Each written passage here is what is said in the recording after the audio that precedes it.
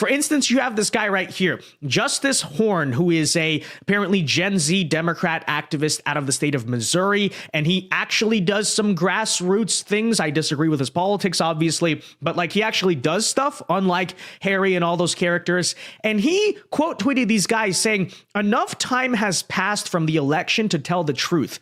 Moving forward, we shouldn't have these guys speak for our generation." I'm in total agreement there. Shout out to Justice Horn. Yes, Harry, Chris, and Dean should not be speaking for our generation.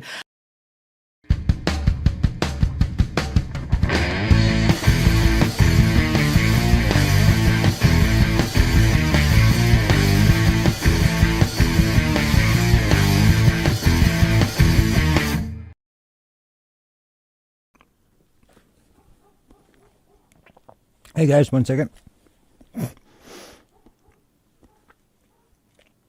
There we go. Eating an ice cream sandwich. Sorry about that. Couldn't. That's my kryptonite. I can't avoid an ice cream sandwich. They're too good. What's going on, everybody? Man, crazy 24 hours is going on once again since the last stream, and well, I'm kind of fired up about this one because this is pretty awesome. Because, well, we're not going to even have time. I'm better just get into it today because I got a lot of clips. I got a lot of stuff to get to. And just real quick to touch on the intro clip there. In case you're not familiar with this little twit, Harry Sisson, just basically the stereotype of every leftist little, like, I don't know any better word to call it, just a little queef, basically. He goes around on these shows and argues with his, his bad faith arguments and his straw man tactics and all the other shit to basically try to get his little clips for his YouTube channel and try and show how good he is at owning conservatives. And the last time I saw him, just before the election, he was so proud of himself that he went on Piers Morgan and told everybody, yeah, definitely Kamala Harris is going to win for sure. And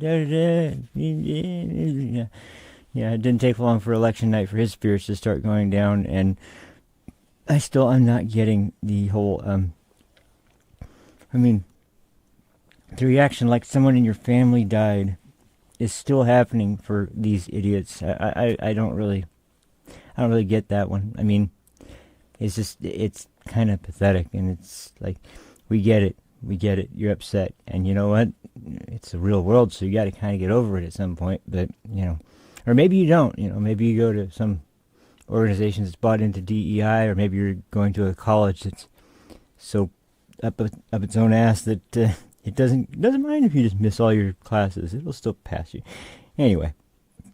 But that was that clip, because I found it fascinating that everybody could see through that kind of shit. These guys aren't at all interested in political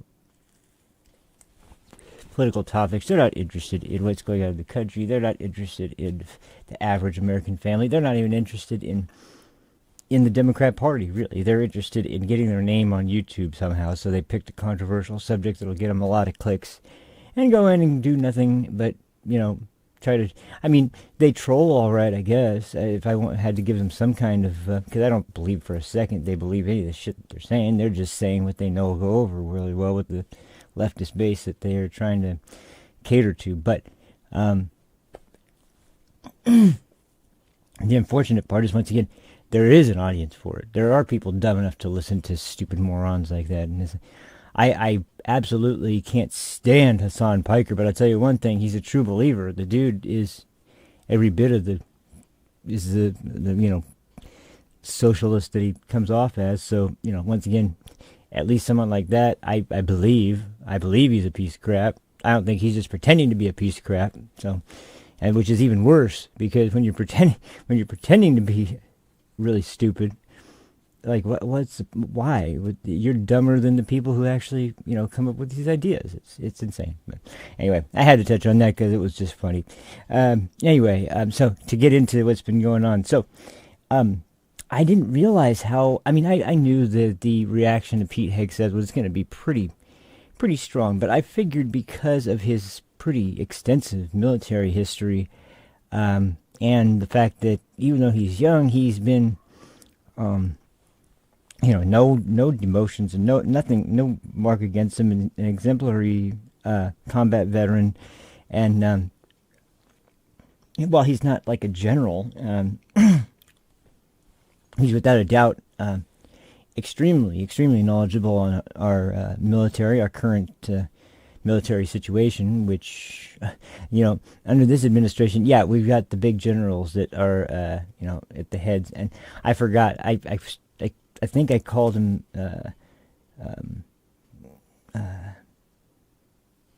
the chairman of the Joint Chiefs. I think that's what Mark Milley's sitting in the position of. I think it was the Secretary of Defense was for Pete Hegseth. I think that was it, which is Lloyd Austin's position. Another just moron. It's all we'll cover that today. But anyway, these are just the generals that have abandoned the field and went into Washington, and that's where they do all their.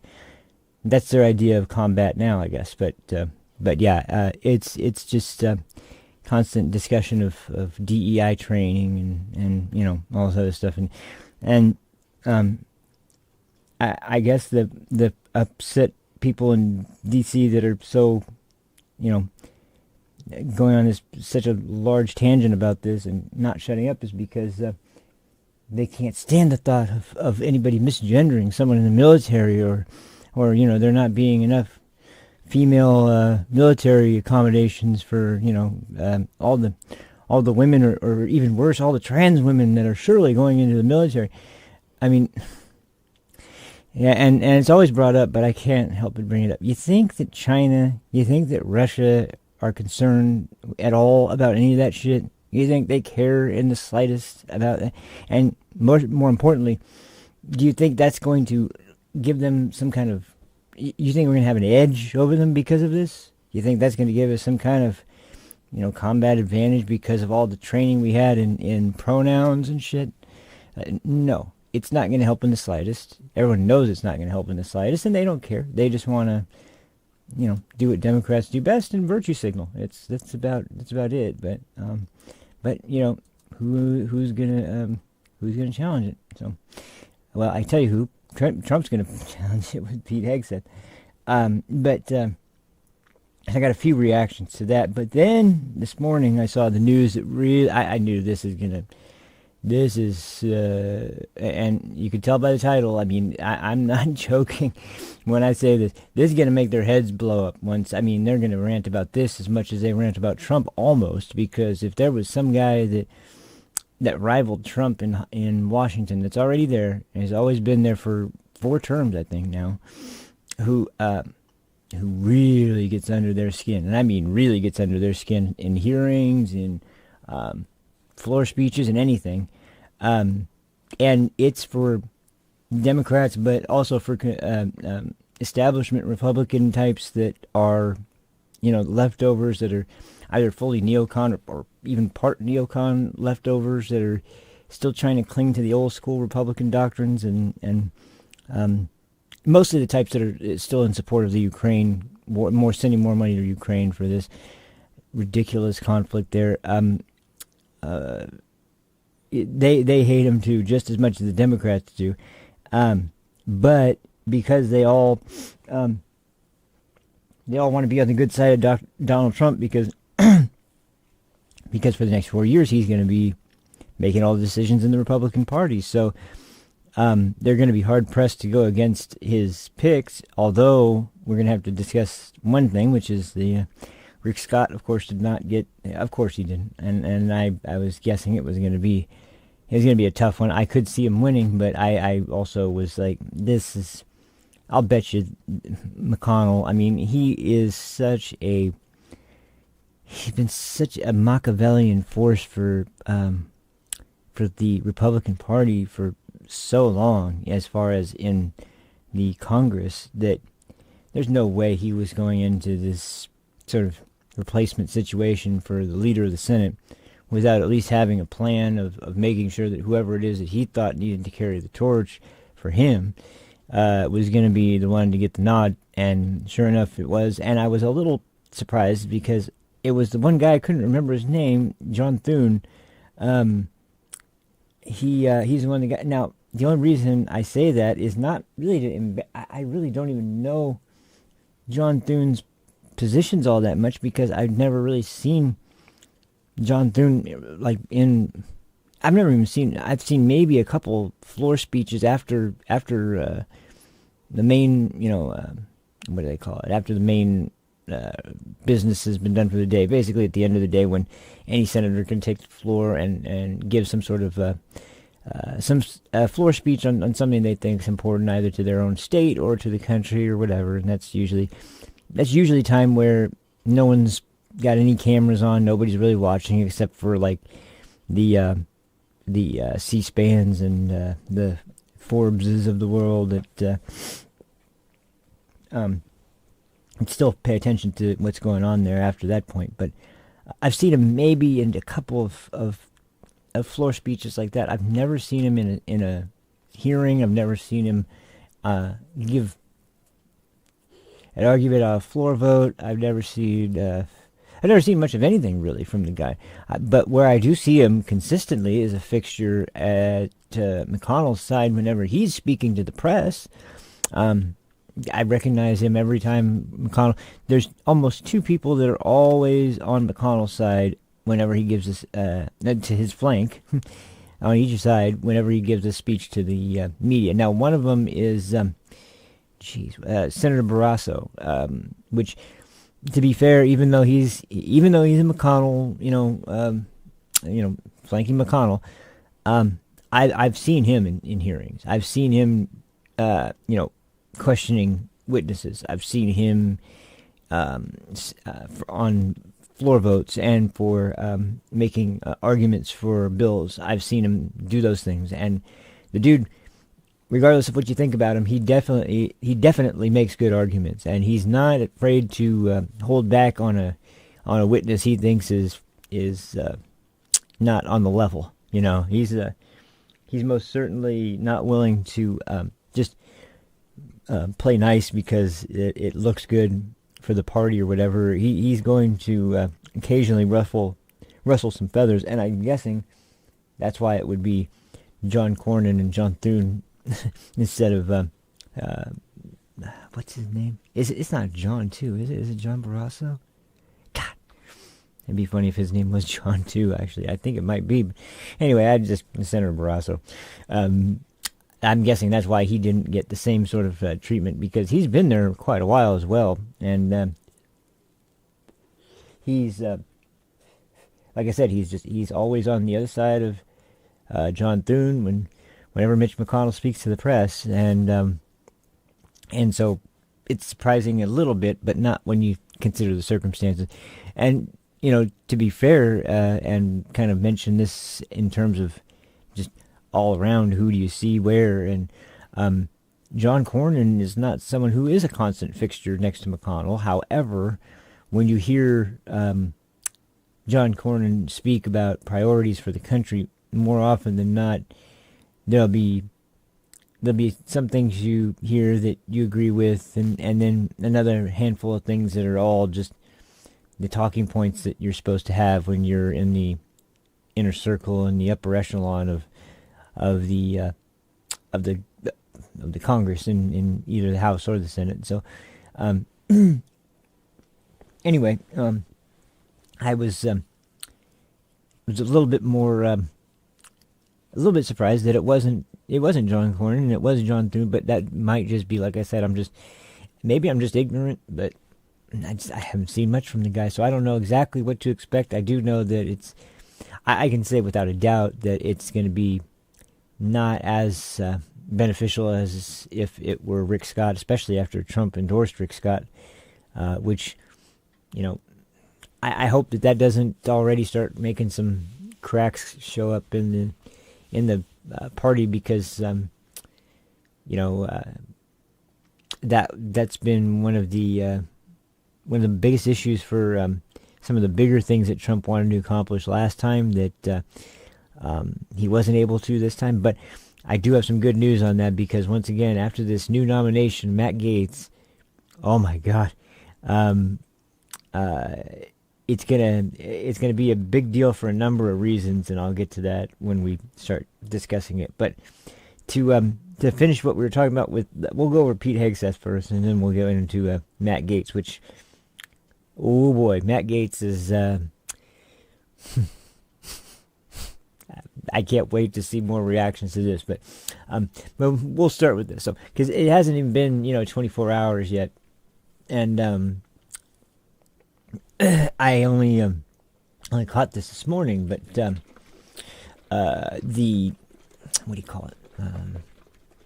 It was mostly like early morning news, like Fox and Friends was talking about it, and some YouTubers were talking about it. Some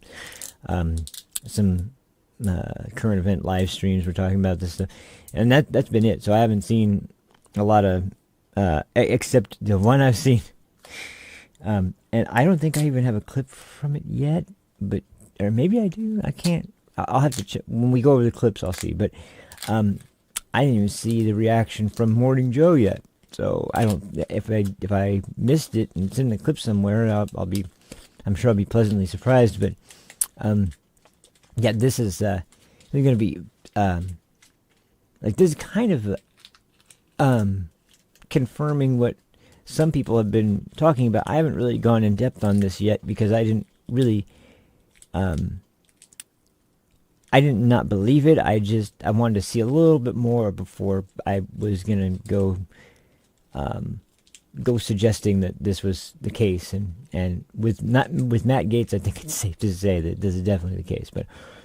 But just to go back to Pete Hegseth first for a little bit. So I want to kind of compare and contrast some of the things that have been.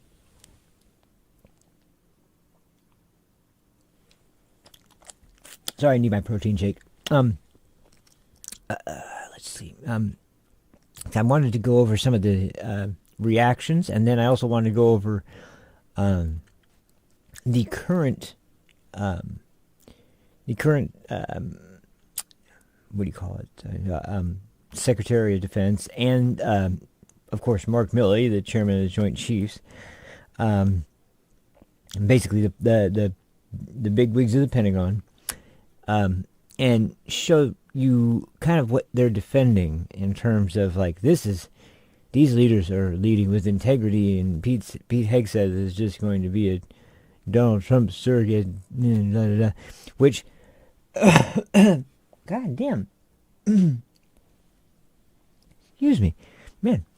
Once again, I'm sorry, my sinuses are all screwed up still, but I do have to make warning if any of you are like me at all, and you have this sort of condition. I'll warn you. There will be a clip of Dan Goldman in this, so if you have a gag reflex like I do, whenever you hear this son of a bitch talk, just a warning ahead of time. This is one of the people that is one of the most. You hear him talk for just a few seconds, and you already are just like the arrogant and smell of just wafting your way of smugness is just enough to make you want to puke. So, just fair warning ahead of time. And I'm only halfway joking because the dude is like, oh gosh, I would say that Schiff is worse in terms of what he does and what he has done. But Dan Goldman is, in terms of rhetoric and in terms of attitude, probably the most insufferable member of Congress that I can think of. And that's saying a lot. That's saying a hell of a lot. But yeah, it's not just that. It's the fact that he's been shown up time and time again, and he's been exposed time and time again for what an absolute fraud he is in terms of how he, just like, it's all lawyer speak. It's all condescension. It's all just like, I'm better than you sort of mentality. It's so, even to witnesses.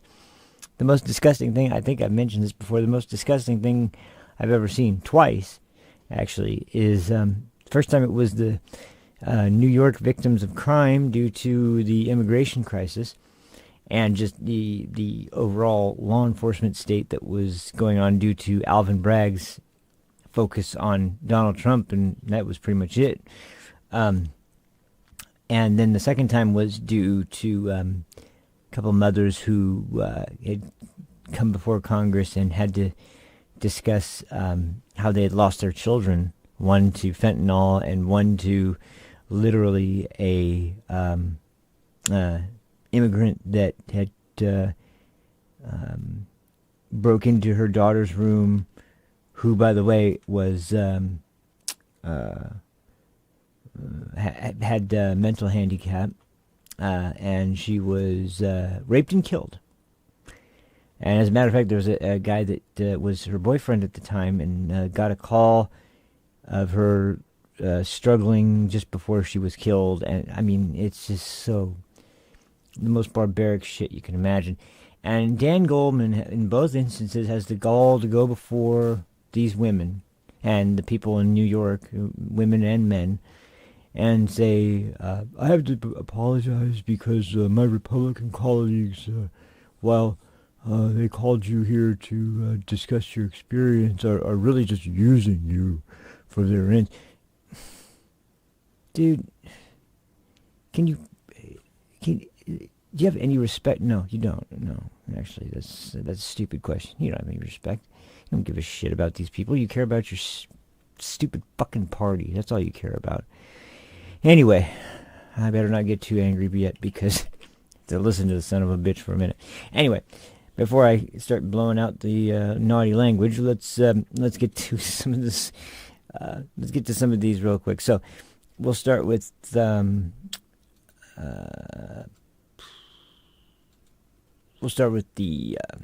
examples of Mark Milley and what's his name, Lloyd Austin, and then a comparison to what's discussed about Pete Hegseth. So let me get to let me find this real quick. I think it's here.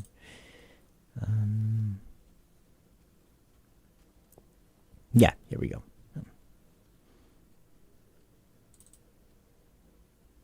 Oh, is this for Gaetz, actually? Hold on. I forgot this was also this morning, too, so I think... Hold on just a second. Let me see.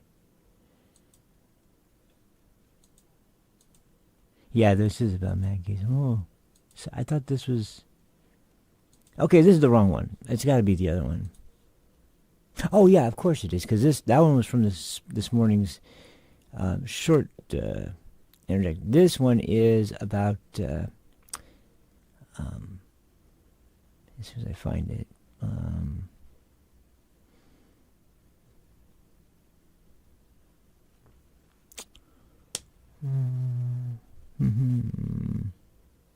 it's here somewhere. Here we go. Yeah, so this is here's the one for Pete Hegseth.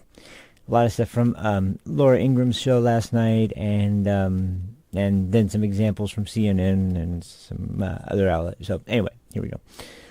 Let's pull this up.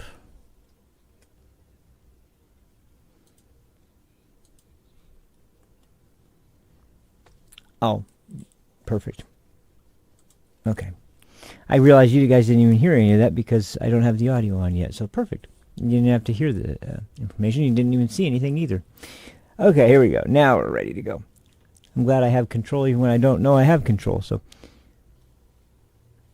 okay. All right, so let's go ahead and get this started. All right, Washington isn't just melting down over Trump's pick of Matt Gaetz for AG. Defenders of the military-industrial complex are also opposing Pete Hegseth, Trump's choice for Secretary of Defense. He is the most unqualified candidate for this position in the history of America. This is very dangerous. I'm not surprised that he picked a Fox News host rather than someone who was going to understand the seriousness of the moment. Our military has always been. So that's a point that I'm like, wait a minute. So people who are in the military that serve, I mean, they have General Jack Keane on on Fox regularly. are you saying that he's also not a serious, serious military, source that would be qualified for a position in the government based on his military service? I mean, I don't understand the point that they're making, that because he's on, it's kind of the Fox News fallacy where no matter what information you hear, if you hear it on Fox News, it's not true. And so it's, once again, because he's a Fox News host, this isn't a serious candidate.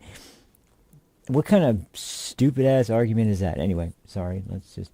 Not to mention the fact that, even though I know the cycle works the other way for Democrats, so, you get people like Jen Psaki who aren't working in the White House anymore, and they go straight to MSNBC, or you have, even worse, you have disgraced FBI agents that lied about everything they did involving Trump, like that piece of garbage, what's his name, Peter Strzok, who basically lied in front of Congress and was an incredibly partisan piece of crap, while at the same time he was cheating on his wife with an FBI attorney, by the way.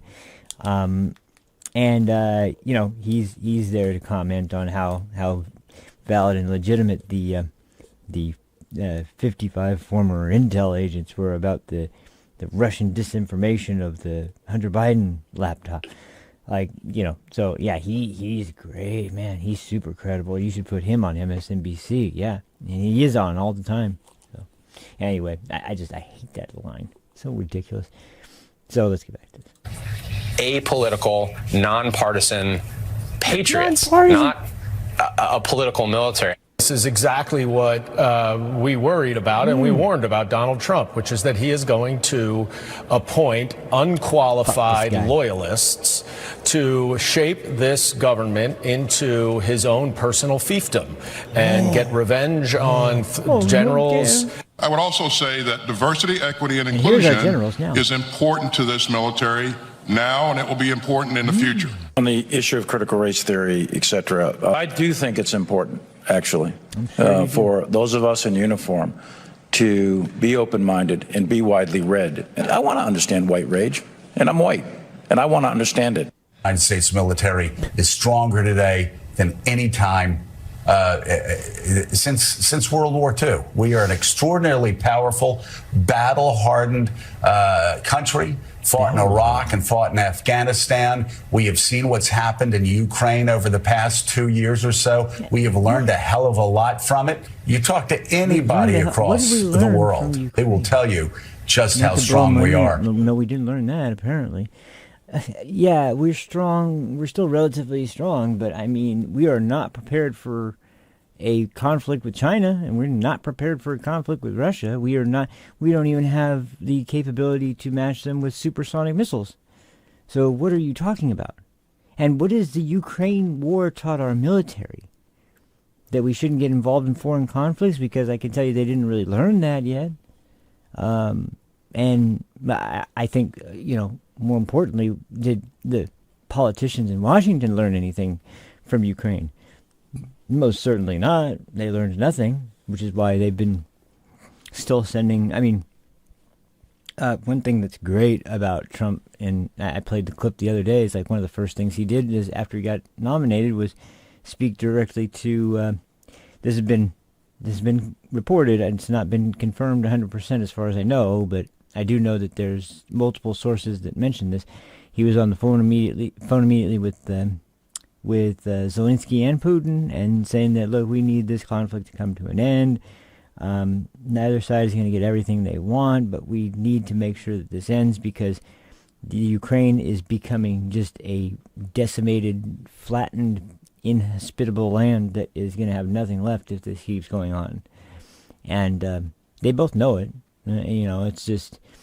they both have their reasons why they're going on, and unfortunately, we're kind of facilitating that ability to go on. And so, and the biggest sign of all of it is that Trump's trying to immediately get into a negotiation to end the war.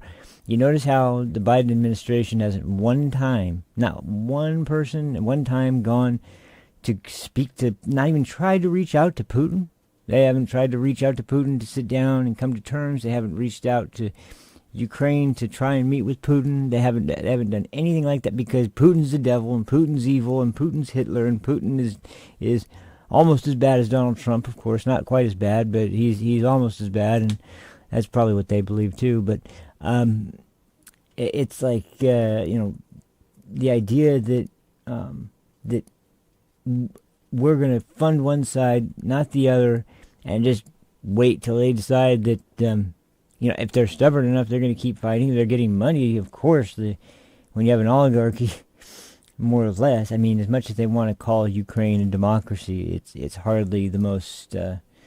It's hardly the shining beacon of democracy that we've tried to portray it as. Almost, trying to make it sound like it's more of a example of the people's will being done than the United States is.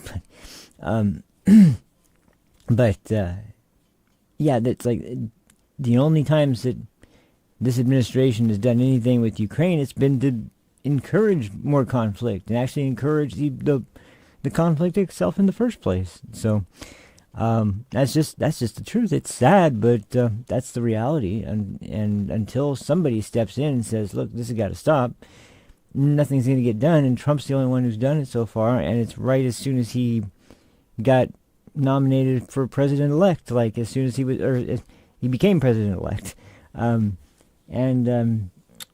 It was just interesting to hear the contrast there. And once again, I don't know what they tell Biden. And after seeing him lately, and also seeing something interesting, I don't know if I'll have this photo or not. I don't think I do, but it was talked about that. I'm gonna get to this other clip because this is an interesting clip in a minute, but this I haven't seen anything about except for one time, and it was last night on I think it was on Hannity. I can't remember where it was on, but because I was watching all kinds from PBD, Joe Rogan to Fox to News Nation to like all kinds of Megyn Kelly, watching all kinds of stuff last night. And one thing that came up at one point, I can't remember where I saw it, but was the same thing I talked about yesterday at first with Biden and Trump meeting at the White House and discussing the transition and how it's just a moment that you couldn't help but feel proud about and feel optimistic about. And something that I thought was funny was they contrasted that right afterwards, because I didn't know this, but there were a few photos taken with Joe and Trump, and there was even one photo with Jill Biden and Trump, and it was just they're all three smiling. It was all a nice looking photo, and then the next photo they show is of Jill Biden, Kamala Harris, and her husband, Mr. Dougie, sitting on Doug Funny, sitting on this balcony, and they look like they're just sad as hell. Like they're in all black, and I don't know if they're at a funeral. They look like they're at a funeral, and maybe they were, but if they weren't, they sure as hell look like they were. But Jill's got like dark glasses on, and Doug and Kamala just like have these looks on their face of just like complete disappointment and disgust and anger, and it's like, and Jill looks basically the same, and I don't know where Joe is at. Who knows where Joe is at? But it was just, it was an interesting example because you can contrast those two images, and it was like, wow, man, this evil Hitler reincarnated seemed to get a little different response from Joe Biden and Jill Biden as opposed to their candidate who just ran. And it's probably has something to do with the fact that we've been hearing this for a while now, and I'm sure it's just ramping up, especially after the White House visit yesterday. But that the sort of conflict between Kamala and Joe has really intensified, especially after the election.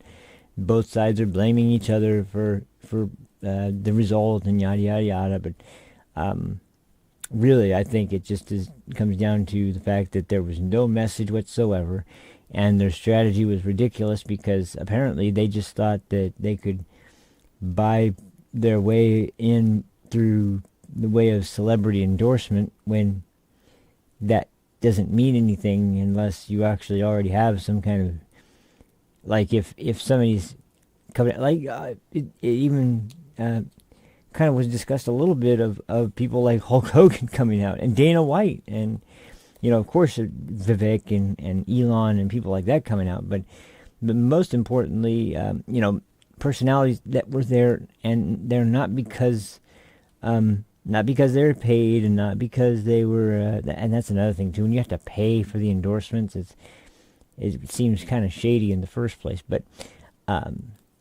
anyway, it was just an interesting contrast. And now, after their massive amount of money they raised, now they're $20 million in debt because of all the money they spent on this ridiculous campaign. It's like, well, she didn't have long enough time to campaign.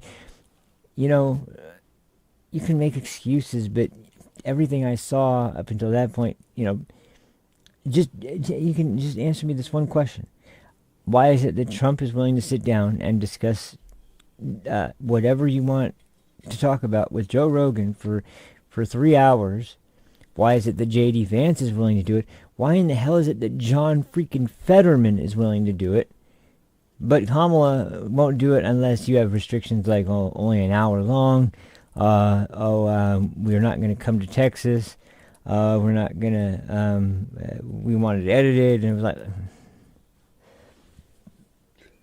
I'm just like, I think the problem more is you, but anyway, so I'm just, I'm going to get up one more thing with about this with Pete Hegseth, and this is also on Laura Ingram's show, and this is Representative Corey Mills, and I can't remember the other guy, but there's another guy here discussing this about why Pete Hegseth is a great choice for Secretary of Defense, and Corey Mills is also, like I said, he's also a combat veteran, mind you. He used to be former military, very well respected guy on Capitol Hill for his military service, and so he's somebody with the kind of experience that we would all acknowledge is like a good voice to add to the conversation. So anyway, here we go. Elbridge Colby, former Deputy Assistant Secretary of Defense under Donald Trump. Congressman, what should Hegseth, assuming he gets confirmed, his first priority be to reform the Pentagon? Well, look, we've got a recruitment deficit of 42,000. You have 8,600 plus who are unconstitutionally purged, in my honest opinion, when it comes to denying their religious and medical freedoms when it came to vaccinations. They should be returned full back pay, full benefits, and allowed to serve our military the way they were supposed to, not serve political agendas. Pete understands. You know, it's funny how all these pundits who want to attack him are the same people who've never actually served. Pete's led men in combat. He's got a degree from both Princeton and Harvard. He's a great orator, and he wants to go after DEI and CRT, which is one of the primary reasons that we have a 42,000 recruitment deficit. So the bottom line is that he is a big problem. An outsider. It's exactly what we want. He's also a military officer, and in my opinion, he's qualified for the job. Elbridge.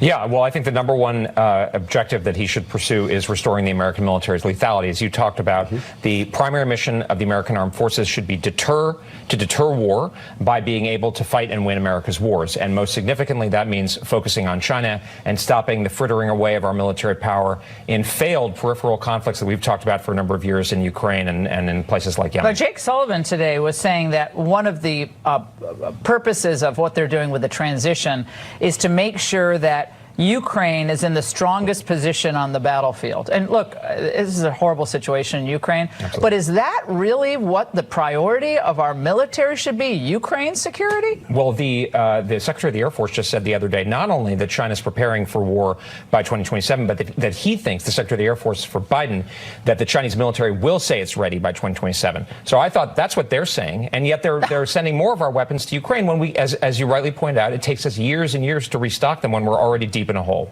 Well, Congressman Mills, the Wall Street Journal is also reporting that the Trump transition team is considering a draft EO, executive order, establishing a warrior board of retired senior military personnel with the power to review 3- and 4-star officers and recommend removals of any deemed really unfit for leadership. Again, the military-industrial complex sees that and they say, here comes the purge. Well, again, it's not a purge. We do this all the time. Every single officer, just like with non-commissioned officers, get an OER, which is your evaluation report. That evaluation report determines not only your promotions, but also what type of command or what type of staff position that you hold. Look, I want to get back to one thing that was talked about, which is our munition shortages. I mean, if we truly cared about ensuring that we have the ability to fight against a large-scale military force, if there was like a Taiwanese unification or a threat against Indo-PACOM, we have to acknowledge that things like CFIUS should be being utilized right now. Explain what that is quickly. So CFIUS essentially will allow the president to stop the sale of a company that is strategically important to us. For example, how about U.S. Steel? Exactly. Yeah. $14.4 billion, last steel industry to Nippon, Japan. These are the types of things that President Trump gets and that Pete Hegseth gets. Strengthen our military. Get away from DEI. Our industrial base. Our industrial base. And American jobs. We knew that before World War II. Workers over woke. And if we didn't have the ability to ramp up our manufacturing base, we never would have won World War II. That is a fact of life. Everyone knows their history, should know that. We are woefully unprepared right now on that score, are we not? Right, we absolutely are. And so it's really important that the platform that President Trump ran on puts reindustrialization, I believe, is the #2 priority, and that's absolutely right. But that is going to take some time. And in the meantime, the threats are imminent. And we've got to husband the resources that we do have with the acute consciousness that I think Pete Hegseth really has, an attention to veterans, the possibility that people are going to be put into combat. And I mean, I don't think there's any kind of message that he would bring and that President Trump has run on that we should take our service members' lives seriously and not fritter them away on these kind of crusades. Now, Congressman, not to just keep going after Milley here, but that testimony when he was talking about the conversations with the Chinese before the election in 2020, and saying it was all copacetic, and we were just reassuring them. They were worried that Trump would launch some nuclear attack, I guess, before the election, which wouldn't make any sense. But you can kind of sense this kind of holier-than-thou condescension. To me, that's how it came off. And he had years of incredible service in the military. I don't want to take that away from him. But that has to stop. I mean, doesn't it? I mean, it's just so condescending. Look, at the end of the day, we've stopped prioritizing the most important thing, which is increased lethality, readiness, and being properly equipped. We've gone to that from being able to out-pronoun our enemies. Look, China and Russia are not worried about he, him, she, her, and they, them. They're worried about whether or not we can combat. White rage, Congressman. They're also worried about White D21, rage. That's what they were talking about. And that's what we have to be focused on, is military strength, peace through strength. Absolutely. I mean, Elbridge, you cannot forget about this. Like, this is what they were actually focused on. White rage, DEI, and the anti-racism handbook, which apparently everyone had to read. Well, and it goes dovetails with Joe Scarborough's absurdly arrogant comments, and I don't know who he is to be passing judgment on this, as if our military is above reproach. How did we win in the night under Ronald Reagan? What's the last war we won outright? When is it, Congressman? Bing, bing, bing, bing, bing. Yeah. Well, or even Persian Gulf, but during the 1980s, that was when people were worried. The post-stripes military after Vietnam, we had a sense of humility, right? And that focus on lethality, focus on merit and core missions of the armed forces. Yeah, so you get the kind of picture of there. I'm sorry, guys. Can you give me just a minute? I'm something's not settling right in my stomach. I've got. I'll be right back. Just give me just a minute.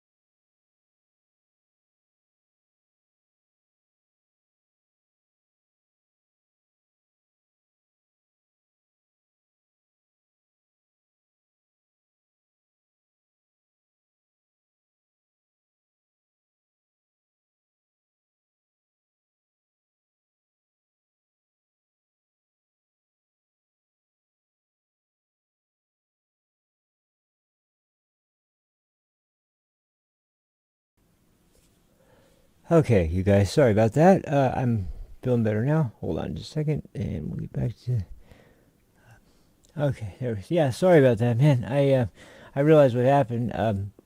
I usually try to have a rule, and I forgot all about it because I was kind of rushing this morning. But yeah, this is the first time I've had these on stream, and it just happened to be the first time that I had one in this way again. But if I have a protein shake in the morning, I have to eat something first, and I forgot that, and I chugged it, and that just did not settle right. So yeah, sorry about that. That was my fault. But I'm feeling better now. Just my stomach was just it makes you feel nauseous, but it doesn't make you feel like you're gonna go puke or anything. It just cramps up really bad. So anyway, my apologies. I'm really sorry about that. But anyway, so at least we got through the that first half of things. And as you can see, you know, if they're criticizing Pete Hegseth for his potential job, how he's going to end up doing when he's put as chairman of the Joint Chiefs, and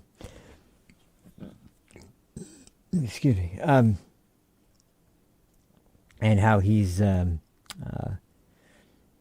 to be just this, you know, terrible pickle for the job because he's a Fox News host, and it's just, you know, ridiculous propaganda. And excuse me. Anyway, it's just like they're freaking out at everyone. But like I said, this one is the one where, you know, it isn't far enough into the pick yet to where we're really seeing. But we're gonna really see, because there's, you know, I have no idea whether the allegations are true or not. I can't see it being true. I've seen Matt Gaetz with his wife and photos with them all over the place and on vacations, and when he went to Arlington Cemetery, and he went to the... Now, that's not to say that, you know, it's definitely not possible, because, you know, there's plenty of people that take their wives and go to official government events and things like that. But he does seem like the kind of guy that is pretty... And now, while I can see him being the kind of guy who enjoys a good party every now and then, I don't see the guy as like a wild, you know, like degenerate type of person. And the accusation being that there are all these parties that he would host in D.C. with underage girls that would come to it's the weirdest accusation, and it just came up out of nowhere, and I don't know where it came from.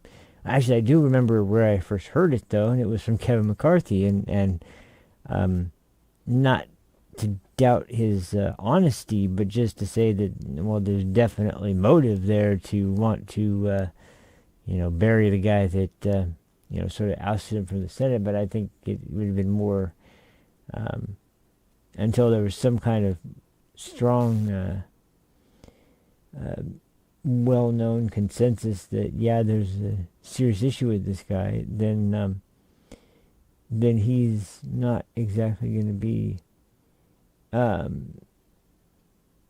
the right person to well, maybe not the right person, but I wouldn't have advised him to you know, make allocations that strong without you know, first at least having some kind of publicly known sort of proof. And maybe I'm just ignorant. Maybe I missed it. I don't know. But I haven't seen anything until that point mentioning anything about Matt Gaetz being some sort of, you know, like junior Jeffrey Epstein type character or something. I don't know what he was trying to insinuate, but regardless, that's just one of those situations where you hear stuff like that. Now, besides that, though,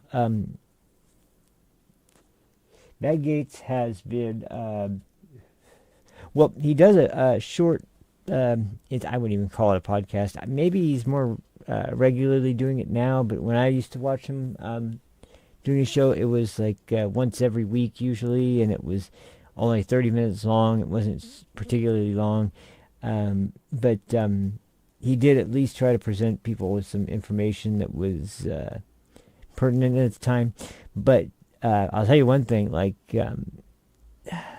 as much as some conservatives have pretty strong issues with him, and the only other person I can think of is Marjorie Taylor Greene, who has as much heat in the House of Representatives.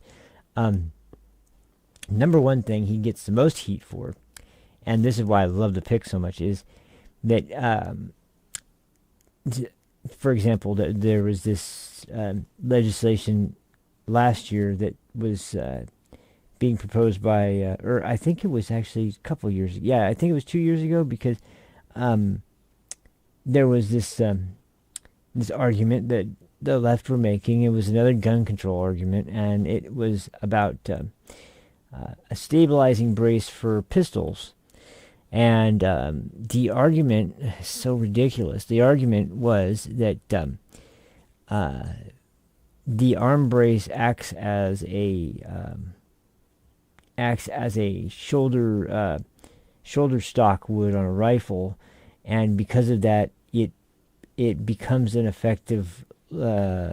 effectively a short-barreled rifle, which is illegal to have a barrel that short on a rifle, and therefore we should outlaw this thing unless you either lengthen the barrel, remove the device, or there was some other option or something. I don't know, but it was like, the whole premise is ridiculous in the first place. They brought the inventor of the device into Congress, and while they're questioning him, he kept stating over and over again the original design that he made when he first invented the thing was because he had a lot of friends that were former military and had lost arms, lost limbs in service, and weren't able to pistol shoot as accurately or as easily as they were before, because they couldn't use both hands, and they wanted something that would help them stabilize the pistol as well as they would when they were using two hands, and because they were still involved in range shooting and target shooting,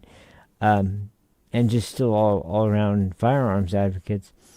And so it was to help disabled veterans mainly. And then it became such a popular idea that a lot of people, for the sake of feeling like they were not going to be a good shot under pressure, or that they wouldn't be very good and marksmen no matter what, and if somebody came in their house and it was an emergency, they wouldn't be able to use a gun effectively.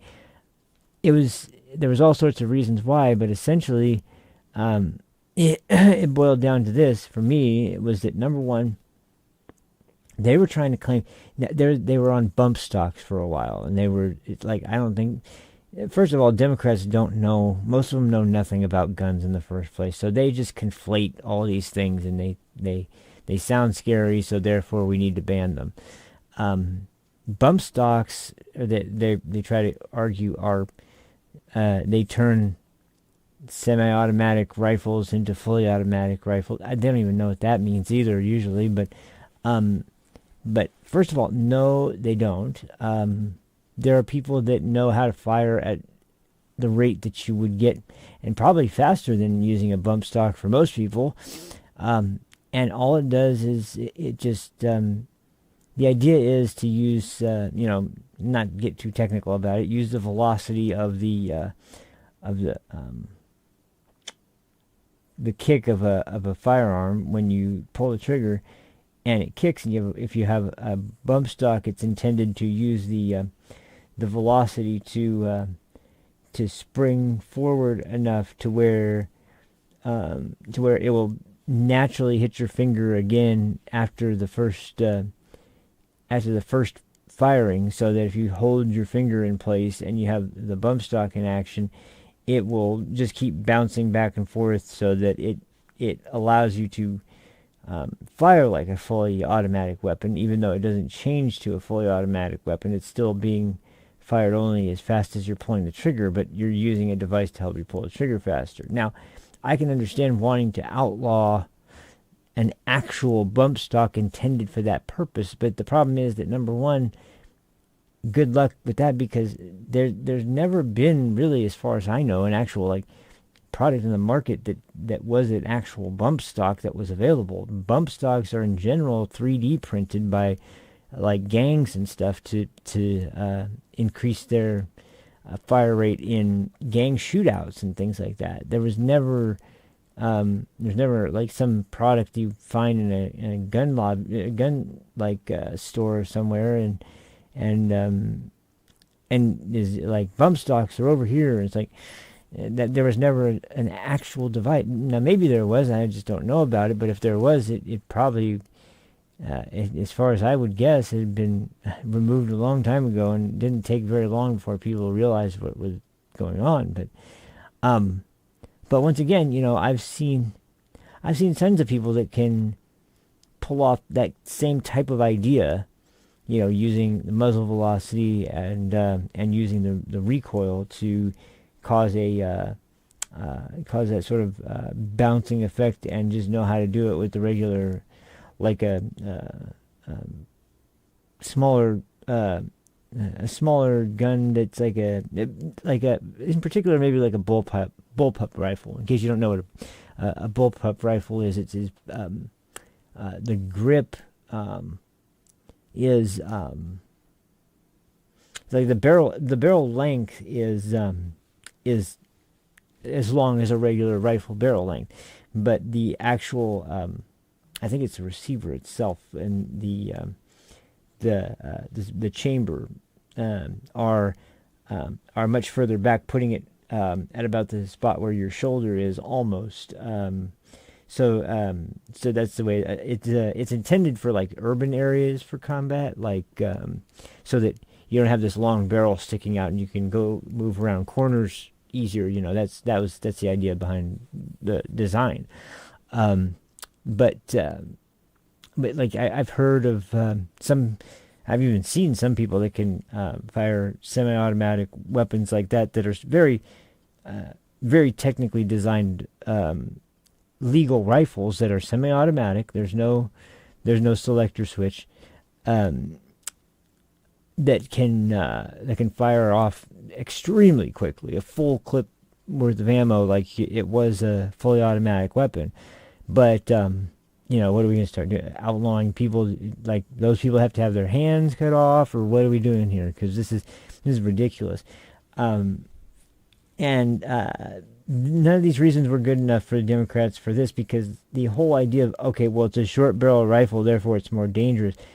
No, it's not, and I can explain why. First off, I think when people have better accuracy, I think it's more safe, not less. You're less likely to have targets that you miss, and unintended targets get hit, including bystanders, but even property damage and whatever might happen. If there is a threat and you hit your target correctly, then you're not risking that same type of thing. And number two, it's not a bump stock. It does nothing like a bump stock. And number three, so the whole short barrel idea, they talked about this like this is a huge threat. There's only two real practical reasons why this short barrel idea is something that is considered dangerous. And number one is because, first off, it only really is specifically effective in a way that's beneficial for shotguns, because shotguns that fire, in a spread shot, when they fire out, because it's a cartridge that has several like small little lead BBs in it, the longer the barrel, the less wide the spread is going to be in most cases. But it can be such a long barrel, and sometimes people have not just sawn off when you hear about sawed off shotguns, it's usually you saw off both the stock and the barrel to shorten it, and it's usually to conceal the weapon. It's easier to hide in your pants, or in your back somewhere, or whatever. And that's one of the main reasons why. But it's also, if once again in like gang warfare type setting, if you shorten the barrel, then the spread is going to be much wider, and it's going to technically, just by default, be able to hit far more of a surface area when it reaches a destination than it would if it was a longer barrel. And granted, it's not going to be able to cover as much distance because it's going to be the rifling of a barrel, even a shotgun, is meant to sort of not just control the direction, but also to help with velocity and help it travel, whether you're talking about shotgun pellets or whether you're talking about it wouldn't be pellets, shotgun BBs, or you're talking about an actual rifle that fires around whatever the caliber might be. The rifle actually can increase velocity, especially on larger rounds, because it's there's what's it called, like scoring, I think is what it's called. That it's like a spiral shape. If you ever look in the inside of a barrel, that's how it keeps the round while it's in flight. It keeps it spinning rather than tumbling end over end. Which sometimes, if you see when people shoot at targets and they find a round, the round is shredded to bits, because usually when it hits its target, it's not going to continue along the same trajectory for very long because it's been interrupted. So that's when it's going to start tumbling, and you can see at that point it looks really different than if it was just to go straight into something and not have its shape change. It's going to look exactly the same. But anyway, the point is that the argument for this being a short barrel rifle, well, first of all, it's not going to change the barrel to caliber function of the actual handgun itself. It's not going to make it more dangerous in the regard of it traveling farther, of it being, you're not shortening the barrel itself, so you're not making it less accurate or less effective at different ranges than it was already capable of doing. And once again, all you're doing is making sure that people are unable to control a handgun in the same with the same accuracy that you would with a rifle, which and this isn't even hypothetical, which is by its design meant to be more accurate over longer distances, especially.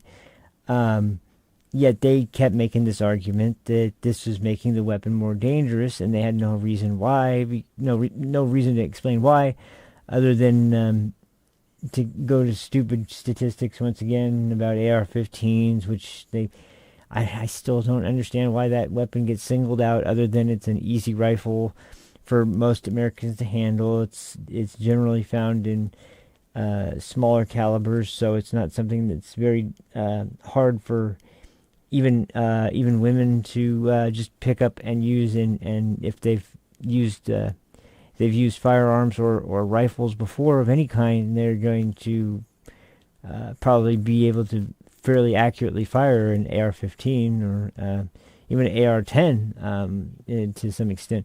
But anyway, point is that I'm not a huge firearms guy. I've fired weapons before. I know how firearms work. I've been in a family of hunters, and I'm not a gun enthusiast, but I do like weapons. I'm a gun owner, and it's just it's one of those things where, when you, and I heard this from Chael Sonnen at one point. If you don't know who that is, he's an MMA fighter.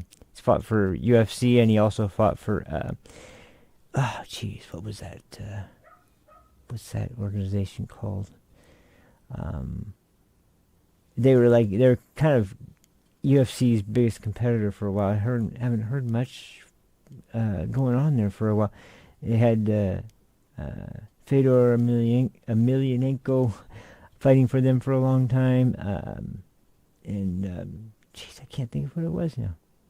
Anyway, but Chael is he's from Oregon, and he's from a very rural part of Oregon where there's a lot of gun owners. He grew up around guns, and one thing he mentioned, it was on a Joe Rogan Experience episode, was that when you grow up in a family who have guns and in a family that kind of respects guns, you were taught very quickly, you don't screw around with guns. You treat guns very, you treat them with the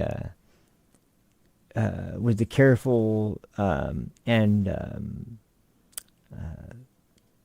sort of overprotective nature you should treat them with. You should always have extreme caution when and make sure you remember everything that you've been taught about about firearm safety, about how to handle a firearm, about what to do and what not to do, and you have a certain level of respect for that when you grow up in a family that already is a gun owning family and is kind of gun enthusiast family. Even when you don't and you know nothing about guns, and I find this is the funniest part, that's when people just start throwing out all these ideas all over the place, and it's always, from what I've seen, it's always people that don't own guns, that shudder at the thought of owning a gun, and always kind of speak about guns themselves with this sort of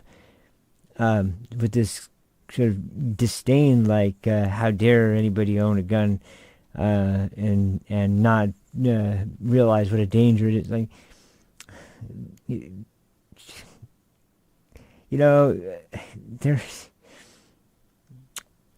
there's more people killed by car accidents and drunk drivers and just automobiles in general every year than firearms. Should we ban cars now too? I mean, it's just ridiculous. So, but anyway, I mean, there's good people and there's bad people, and that's just, I've mentioned this before briefly, but I'll just hint on it again and just say that bad people are going to do bad things.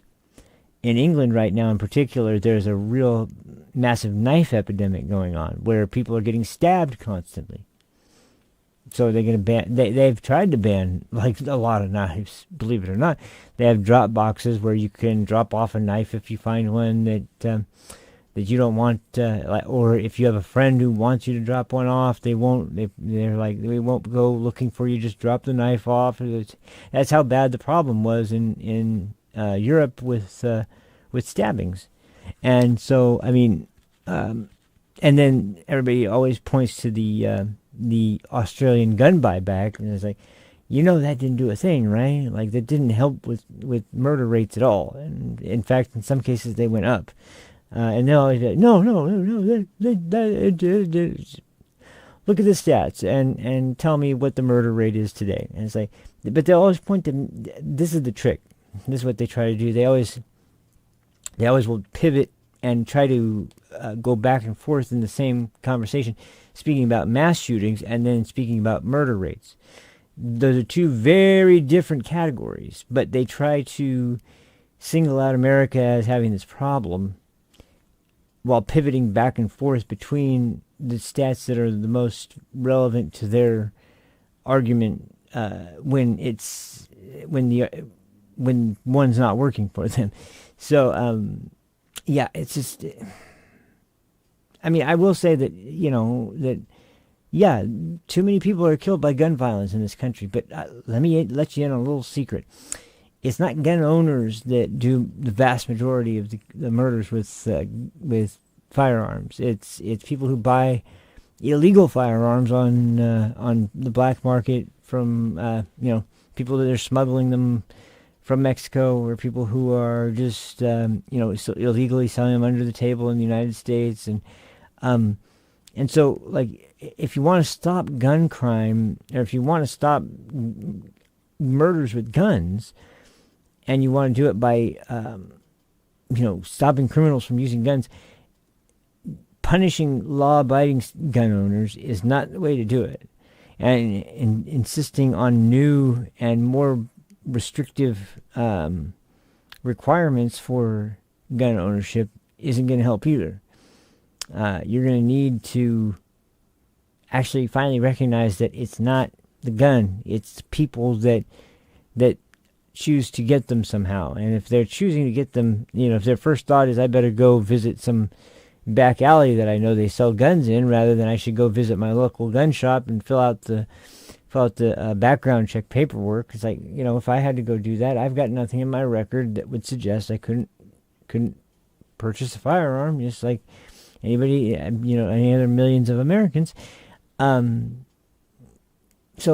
like, why exactly are those people the ones that are continuing, like, to, they already are having to go through a process where they are having to, submit to a background check, and even if they pass that, like, okay, and then to top it off, it doesn't instill much faith when you get places like here in California where those who applied for a concealed carry permit, which, if you want to carry a weapon that is not going to be visible to anyone who is nearby, and open carried, essentially, so that people know you have a firearm on you, and you want to carry it concealed, you have to have a special license to be able to do that, and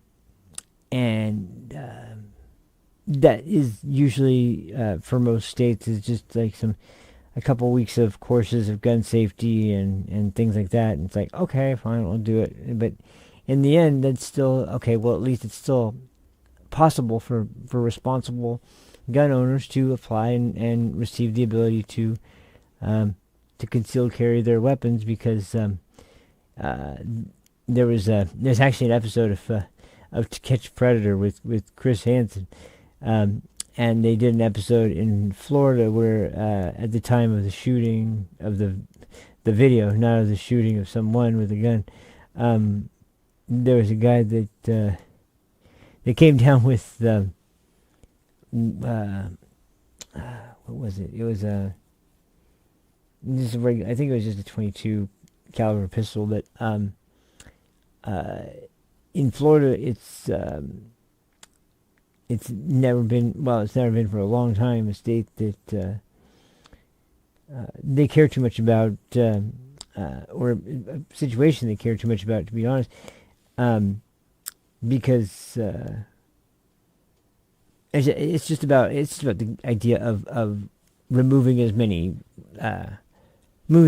of the rights of citizens as possible to get them to comply with an idea that while guaranteed by the Constitution, they suddenly don't want it to be covered by the Constitution, and that will immediately stop all the mass killings. Like, nah, I don't think you really understand the scale of the issue. But to get back on subject, and the last thing I'll say about that is that when it comes to handguns as well, the brace concept, it doesn't extend the barrel either, and if the barrel's not extended on a handgun or even on a regular rifle, it's detrimental, if anything, because once again, with a shotgun, it makes sense in certain contexts because of trying to hit the largest area with some type of projectile moving at high velocity.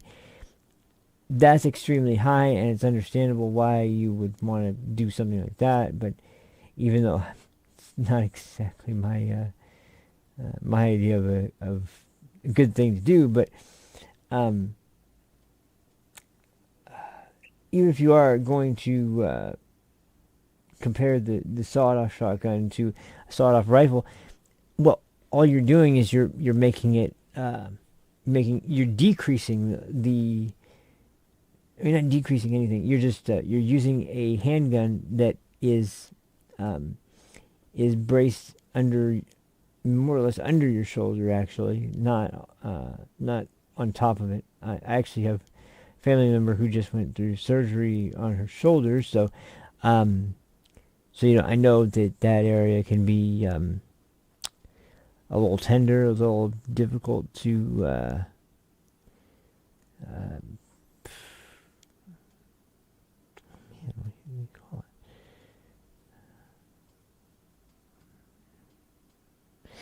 Anyway, sorry. So yeah, this was the case during this hearing. Now, the reason I brought that up is because Matt Gaetz really, really went into detail on people like this, and he has no hesitation in calling out. And the reason that this was so interesting was because he recognized at this point, ATF is one of those agencies at this point that is pretty much just there because it's just been there for a long time. And there's other organizations like, in particular, other federal law enforcement agencies that could do exactly what I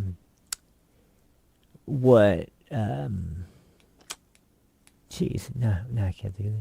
ATF does. Alcohol, tobacco, and firearms and explosives. I don't know why they don't throw that in the acronym, but okay. Anyway, that's something he's called for several times because really, once again, there's not really any purpose to having yet another unelected establishment organization in Washington, D.C. that's there to, more than anything, just persuade you to,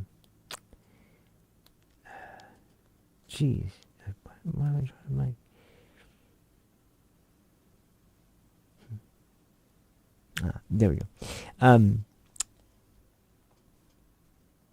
If this organization's only around to kind of nitpick through what's going on, and it's going to be looking at things like pistol arm braces. Hey, what's up, Eddie Madison? How you doing, man? I'm having a good day today. I'm having a pretty good day today, aside from getting sick a little while ago. I don't know if you were here for that, but yeah, a little stomach cramp from chugging some chocolate protein shake a little too fast. But anyway, after he had made the suggestion that ATF is a bloated bureaucratic government agency that really doesn't do anything that something like ICE couldn't handle, or some organization, even just the DOJ could handle, considering, or even the Department of Homeland Security, whatever agency. There's so many different bureaucracies in D.C. at this point that ATF really, and then people had mentioned, I've had all this positive history with ATF. Good, glad to hear it, man. By the way, I'm going to have to catch up with you. I don't know if you play any co-op games online these days, but if you do, we'll have to get down on some. I've been playing a bunch of co-op stuff lately, and it's been really fun.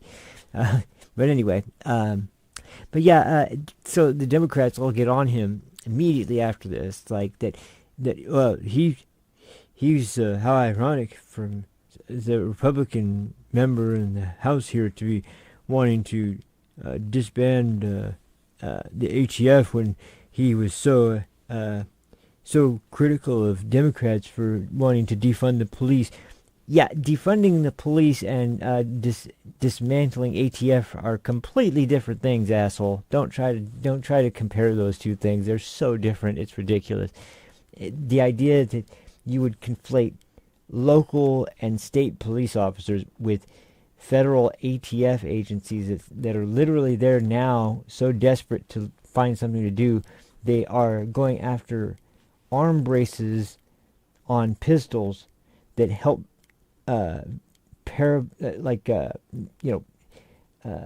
former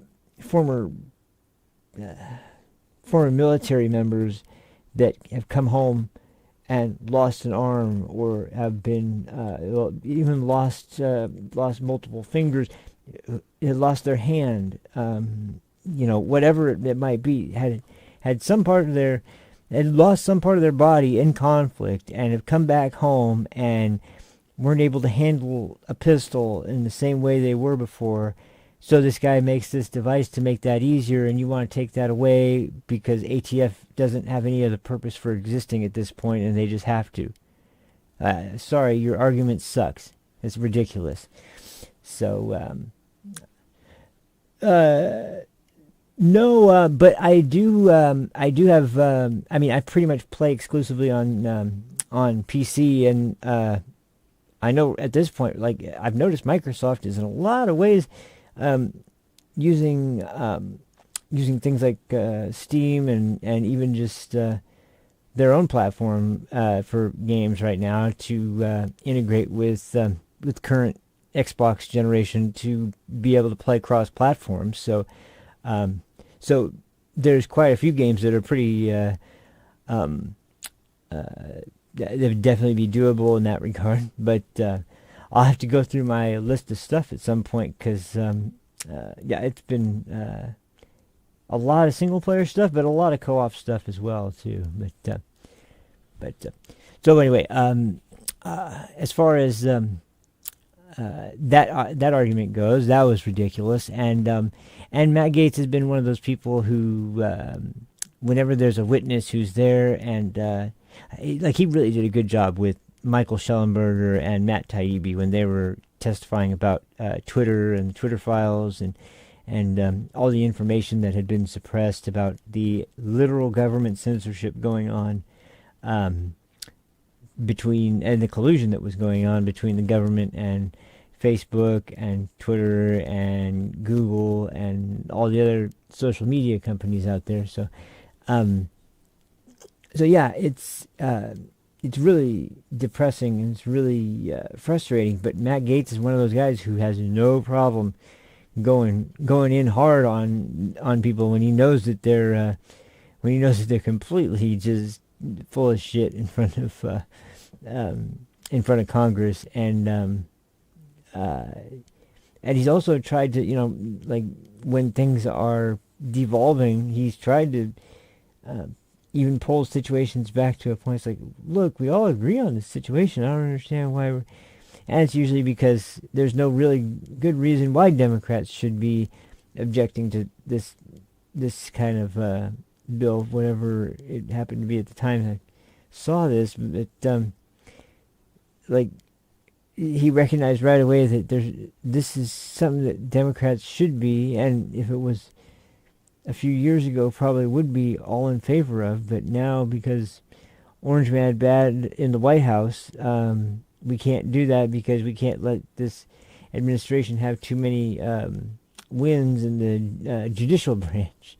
So it's just constant firing away at Matt Gaetz. But also there's his podcast, and like I said, I haven't seen it in a while. I'll be interested to see if he does one after this nomination, because he's a guy that loves to keep his constituents and American citizens in general to understand how things have gotten so completely out of hand in certain situations, and he looks at things like the ATF. He looks at things like especially different agency groups that, and especially during COVID, that was the time when there was a lot of just abusive waste of resources going on, and you weren't allowed to question it because this is a global pandemic and yeah. But anyway, so this is a guy that the left absolutely hates. They hate this guy, and so if being nominated for Attorney General, overseeing the entire Department of Justice, that would be, and considering that it'd be under Trump. So, and as Trump has said, and I believe him when he says this, that his revenge is that he's going to have a successful administration. It's not revenge by way of doing the same things that were done to him, like using the legal system to go after political opponents. And the projection is off the scales. Every accusation they use is something they've already done to Trump. It's crazy. But Matt Gaetz has been also very, very one of the best to go after Merrick Garland, who is the current Department of Justice head, and man, it's like somebody mentioned this morning. If the president can nominate and the Senate can confirm a Merrick Garland to the Attorney General position, but can't confirm a Matt Gaetz, oh, that's going to look really bad on. And that was when I remembered something from the original clip I saw about this, which was it got me to thinking, this is definitely a real serious possibility, because a lot of the names that Trump has mentioned, some of them have gone completely untalked about, like really like noticed but not really talked about in detail. I'm kind of surprised with the Tulsi Gabbard just got finally confirmed to be going into a position, although I can't remember exactly what it was now, but yeah, she was confirmed as someone who had a place in the administration. There was the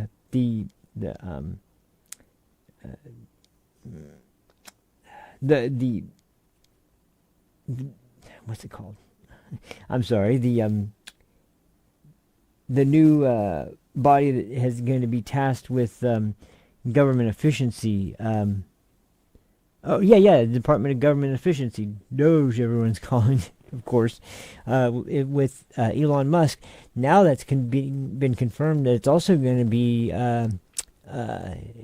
something Vivek Ramaswamy is also going to be brought on board too. So that's even better. Those two together, overseeing government efficiency. Oh, Lord. And right off the top, Elon's mentioned there's something like $2 trillion worth of waste that he could eliminate from the yearly budget if we just get rid of all this junk that doesn't need to be there. Like that's incredible. But I wouldn't put it past someone like Elon and someone like Vivek. They come from different worlds and they come from different backgrounds, but they're both intelligent as hell. Elon is quite possibly one of the most intelligent people on the planet, and Vivek is one of the most savvy, forward-thinking and innovative minds that we've got out there right now, especially on the Republican side.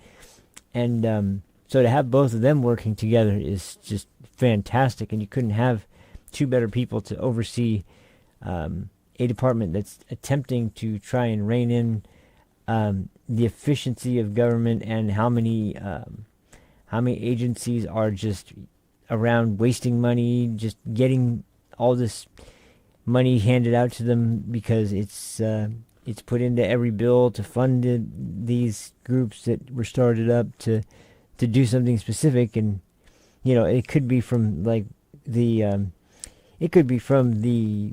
early Vietnam era, it could be from the Korean War era. It could be from further back than any of these things. It could be way back, like 50s, 40s. There's things that were put in place for practices and things that were common to find that were really detrimental at the time. And because they're government funded, they just don't. Because there's been no way to handle that lately, but there basically would be now, and so it's just great to see that. But as far as Matt Gaetz goes, this was the second part of the video clips I had today. I'm gonna pull this one up, and this is just a sign of things to come, I'm sure, because like I said, Matt Gaetz is the kind of guy who people really, really don't like. Matt Gaetz, especially the Democratic members of the House of Representatives, and he sits on he sits on for sure the Oversight Committee. The Oversight Committee.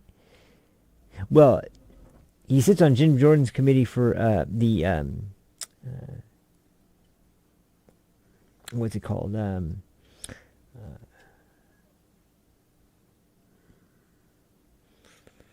Weaponization of Government Subcommittee. And then I don't know for sure if he sits on the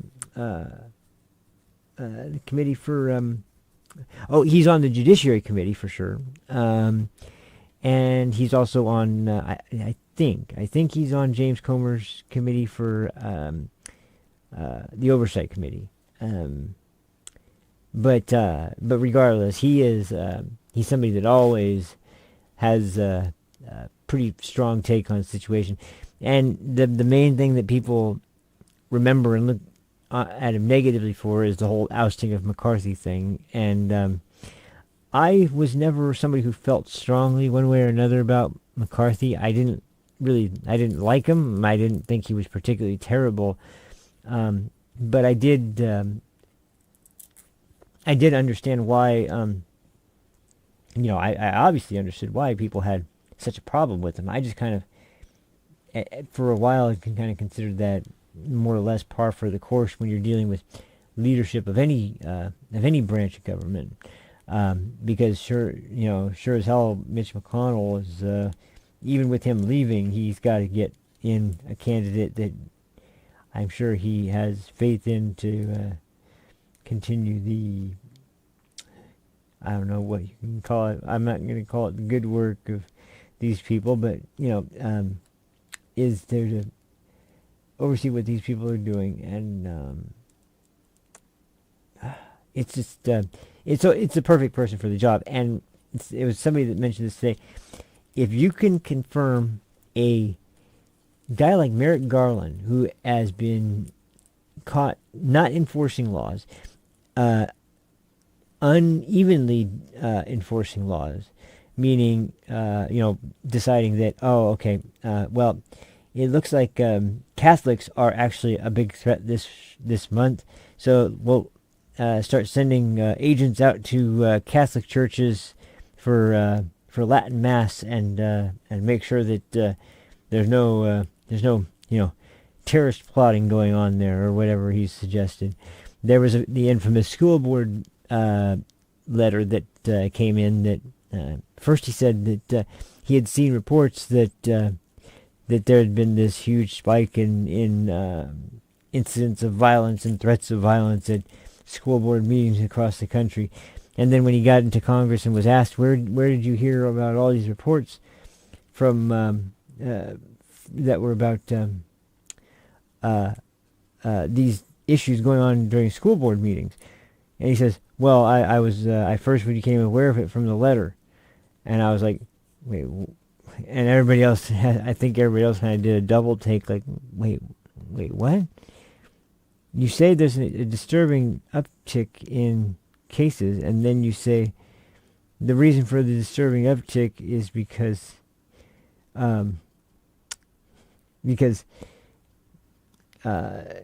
sorry, I'm losing the words I was going to say. The significant uptick could it possibly be because the school board that wrote you this letter, you're just going off of it for your talking points, and then when they ask you that where did you hear the reports, and you say, well, from the letter, and say, oh, okay, so the letter, you basically did all of this based on the letter that was written by the school board association in this country that's headed up by Randy Weingarten, one of the most creepy, weird women you'll ever see ever in your life. And but she it's like once you bring someone like that into the fold, I don't know what to say other than I can't take you seriously anymore.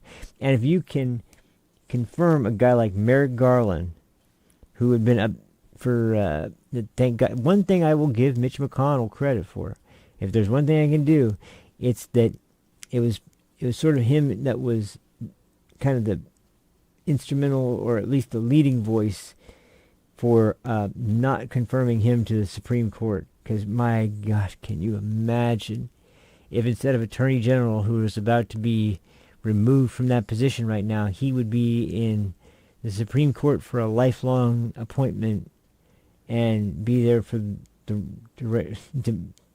duration of the rest of his life, until it became impossible to admit you were just fine. So, but anyway, so that's kind of the Matt Gaetz sort of record. He doesn't mind stepping on toes, and he doesn't mind what party he has to criticize, but if there's issues that he sees, he's going to talk about them. And he reminds me a lot of Jim Jordan, though a little bit more forceful with the way that he speaks. But regardless, that's one of the bigger problems, I think, is, I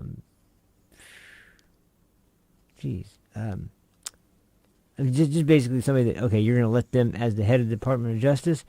Perfect. This is what we need right now. So, anyway, I mean, the Democrats aren't going to like it, but I think Republicans that believe in Trump's policies are going to be very happy, and I think that people that actually see it in action, where they aren't just speculating and actually are seeing it act itself out, then yeah, you're going to get a much better result. But anyway, so let's play a couple of the reactions to this nomination.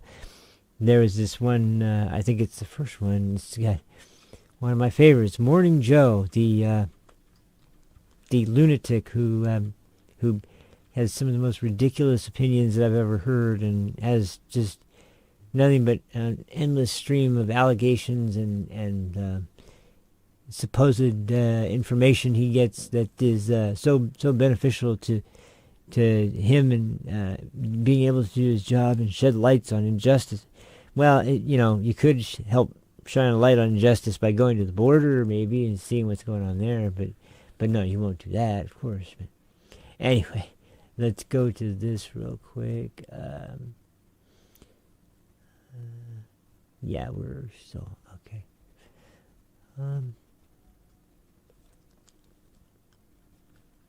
Okay, here we go. This was the one I was going to play just a minute ago, but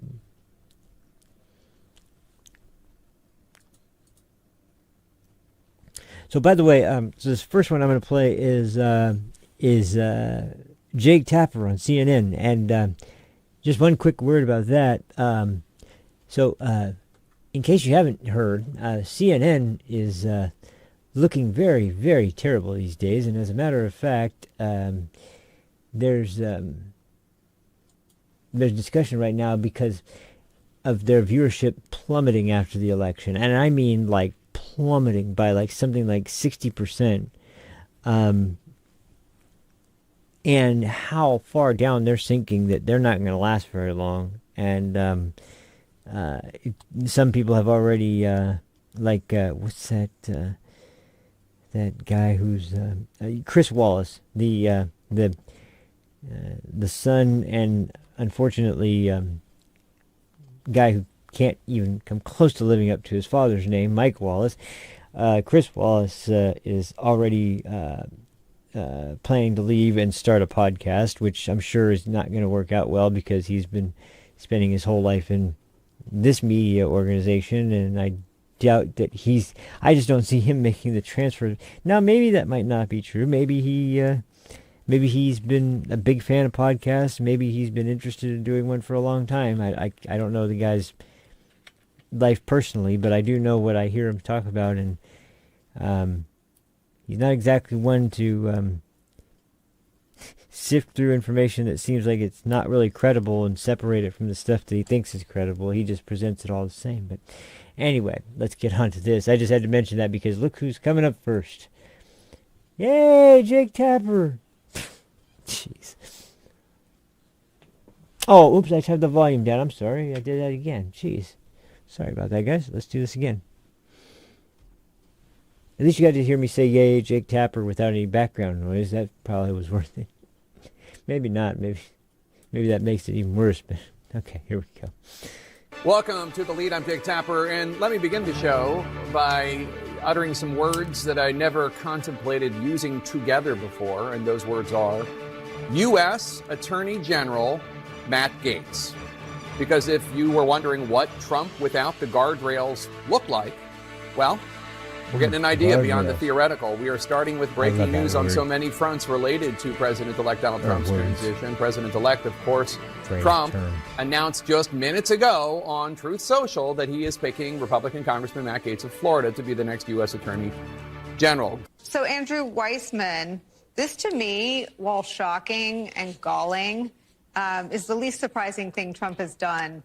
I thought it was shocking. I think since he won Tuesday night, yesterday, how can it be shocking but not surprising?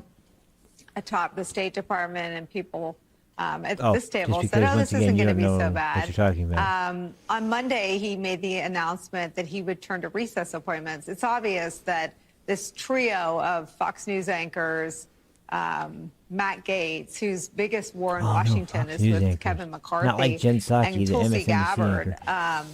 was what the recess appointment was all about.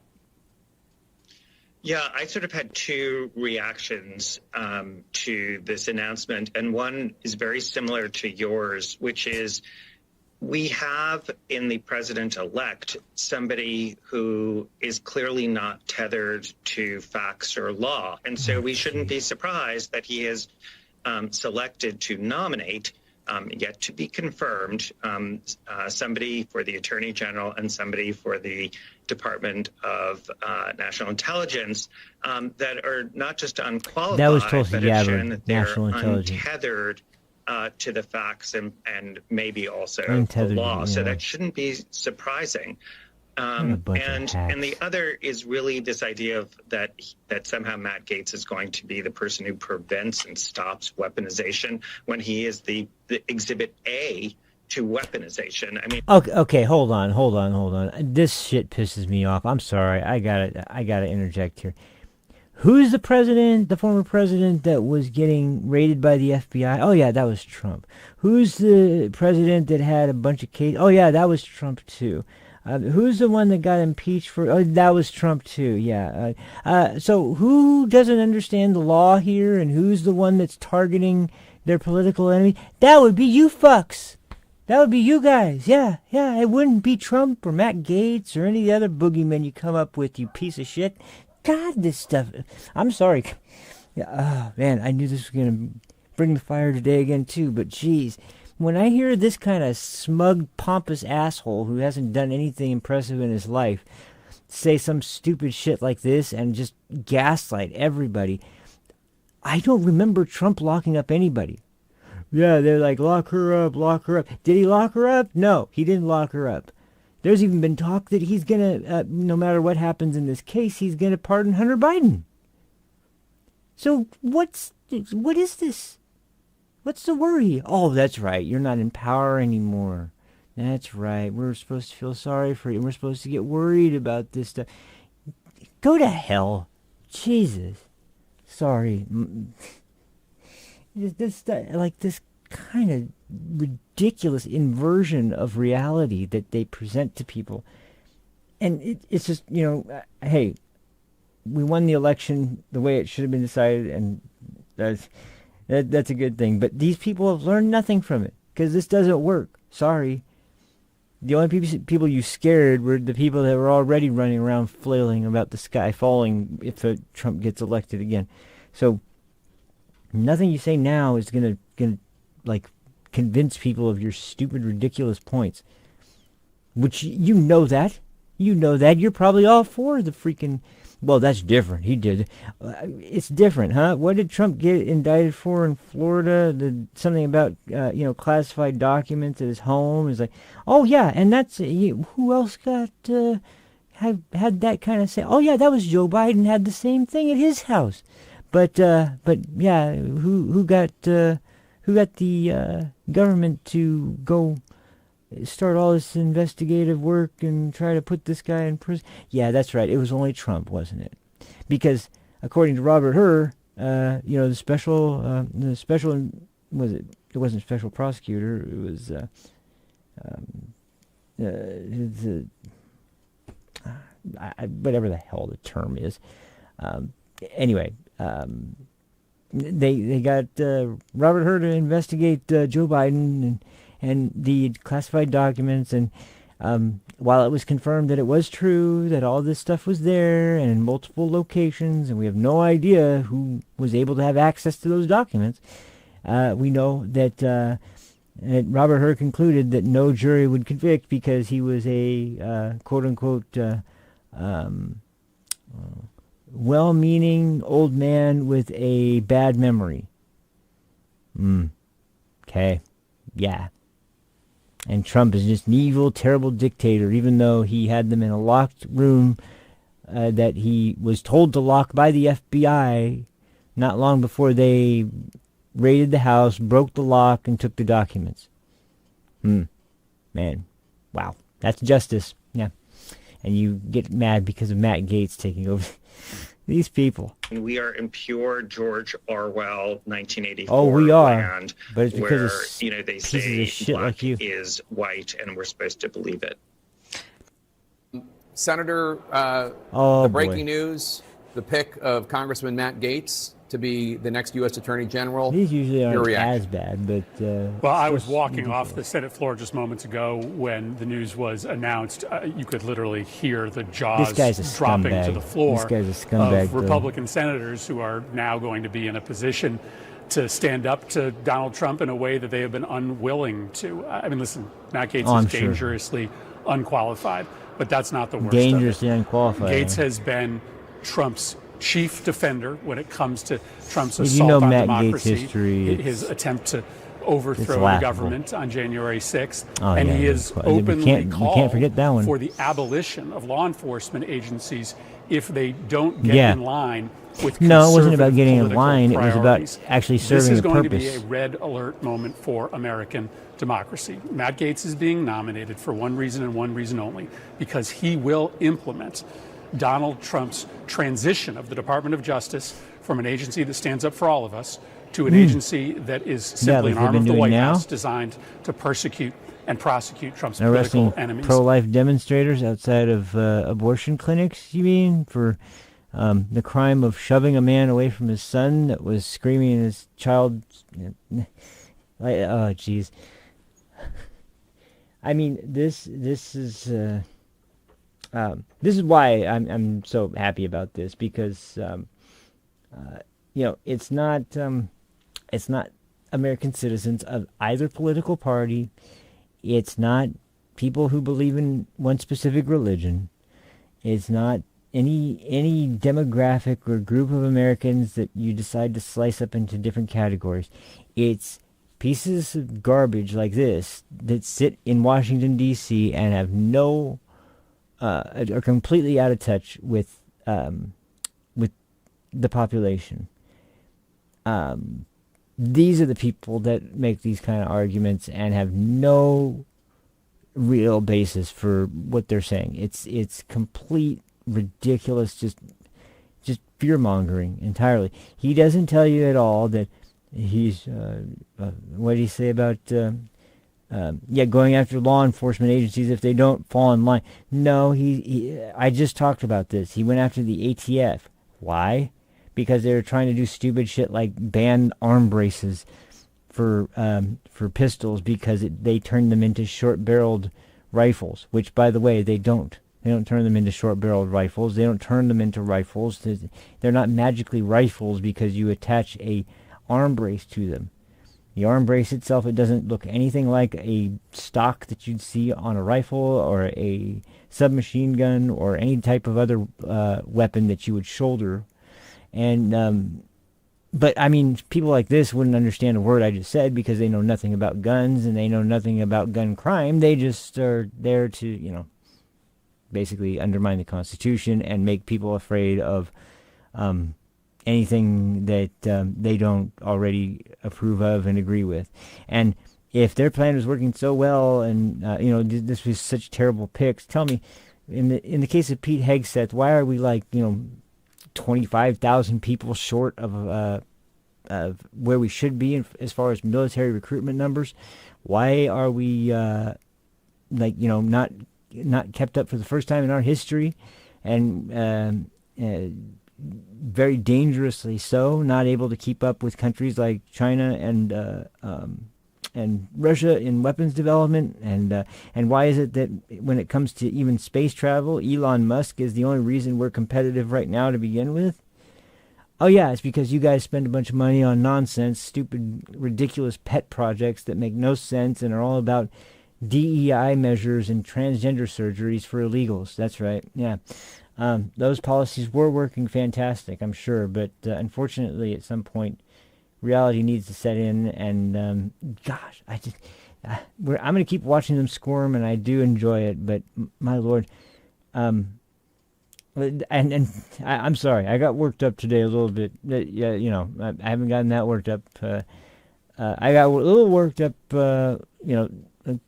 last couple days, but yeah, this one really got under my skin. I did watch these clips, but I remember I watched them and I was like, oh, I gotta put this on today and respond to it.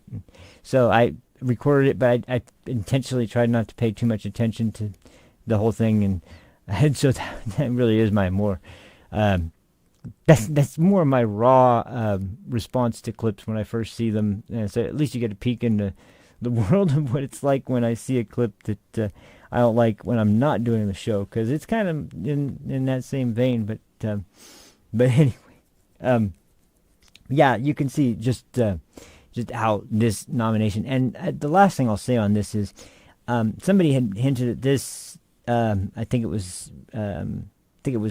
right after this was called this morning, and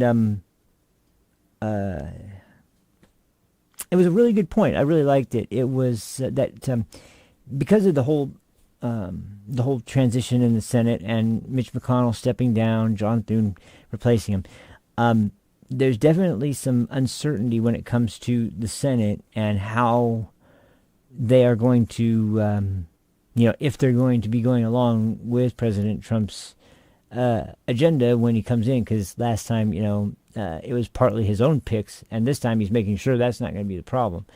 But it's also because if you hear, when you hear especially the senators, when you hear senators talk about President Trump, you wouldn't think there'd be a problem in the world. They would be going along with most of his agenda. They'd agree with him on most points, and et cetera, et cetera. But actually, when it comes down to it, a lot of their things that they've, especially since he's been out of office, a lot of their points and a lot of their positions have been kind of opposed to especially when it comes to Ukraine. That's the biggest one. So for some reason, there's still so many Republican senators, in particular, that are all for spending more money in Ukraine. And it's like you get people like Mike Lee and Rand Paul, who actually, are thinking more about the American people than continuing pointless wars that we don't have any business in the first place, and we shouldn't be involved in, except for the fact that, of course, our ridiculous administration right now started it.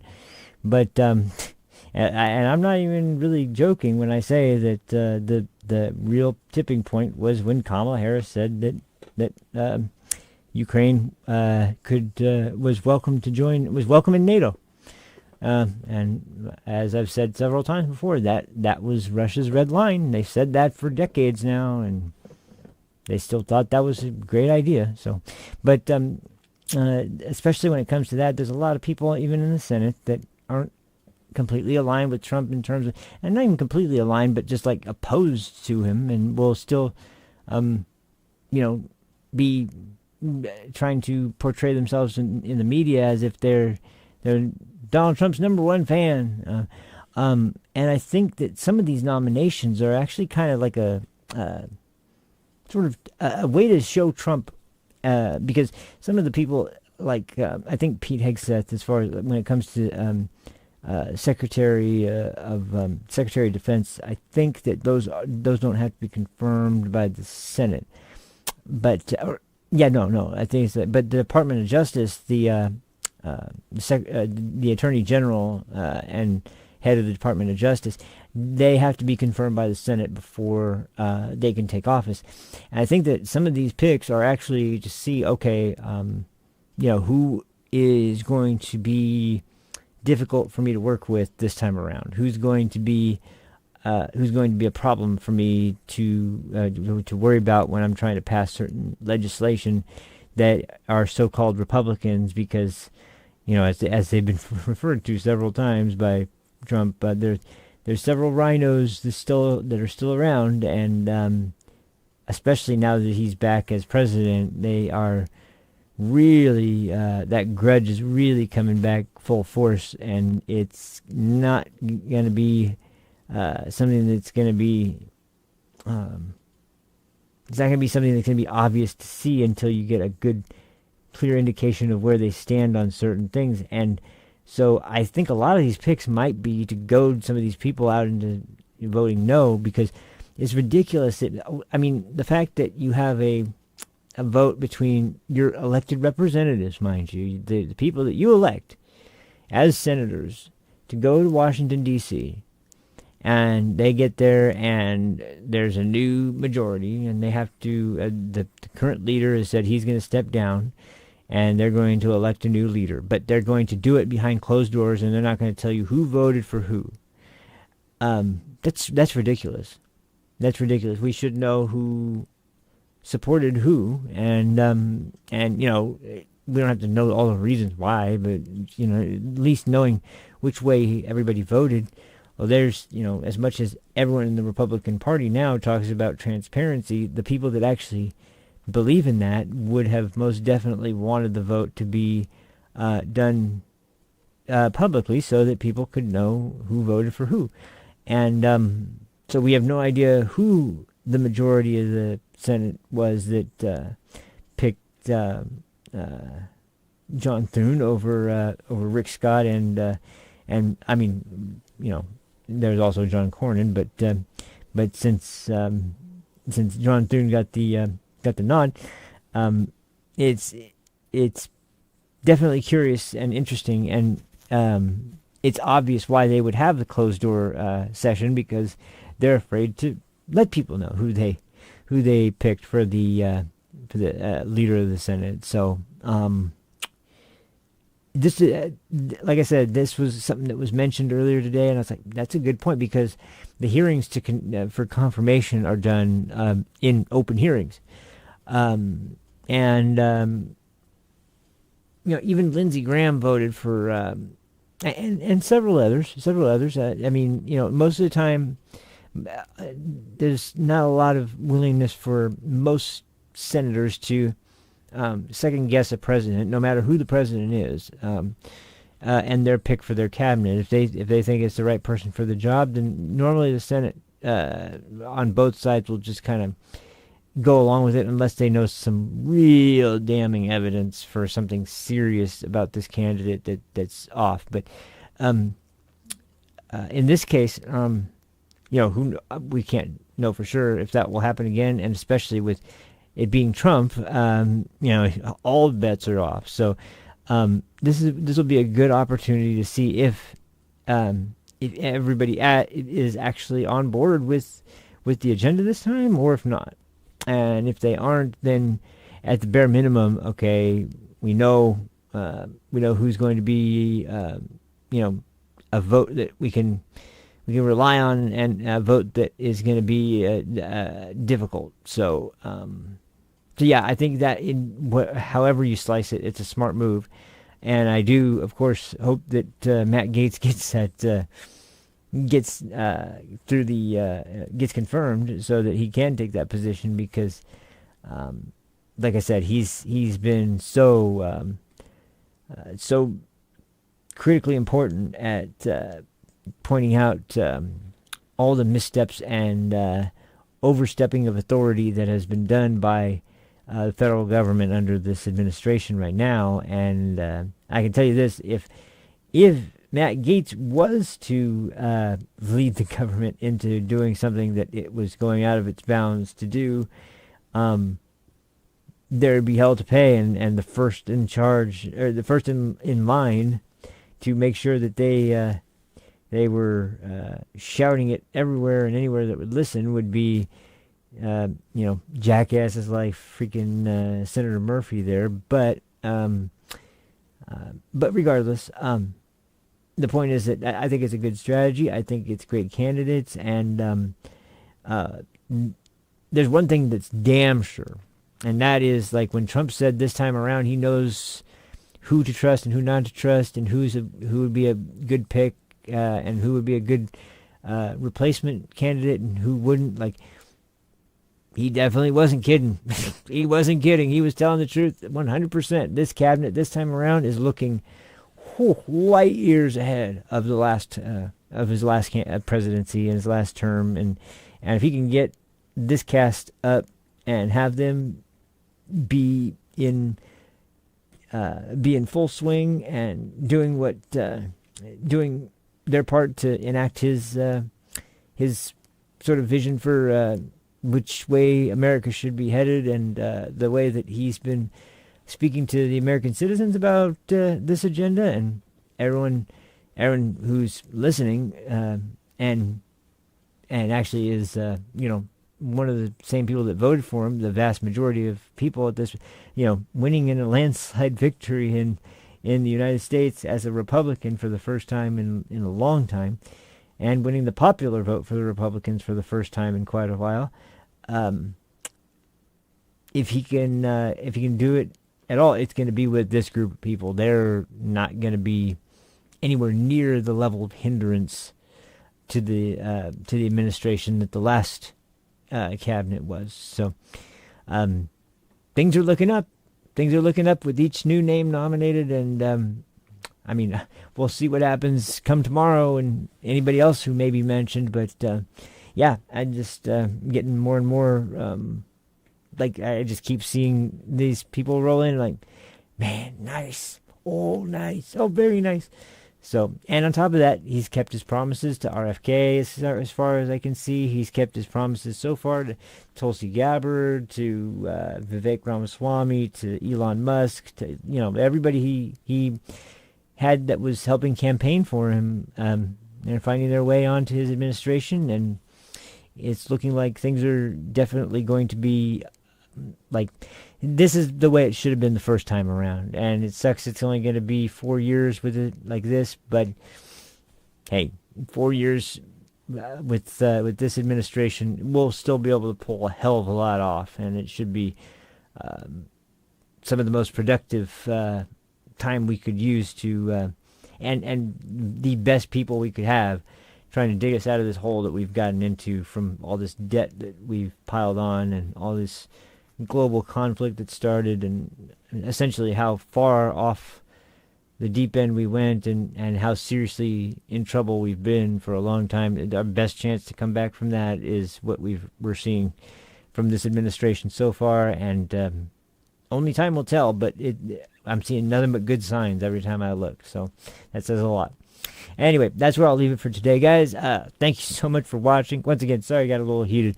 Hope you don't mind the foul language. That's just how I do things here. And once again, I swear like a sailor, but I just kind of have that about me. So either way, thank you so much for watching, guys, and I'll see you guys tomorrow. Happy Friday by then, and we'll see what is going on then. But until then, have a fantastic afternoon. Take care of yourselves, and I will see you on the next one. Peace.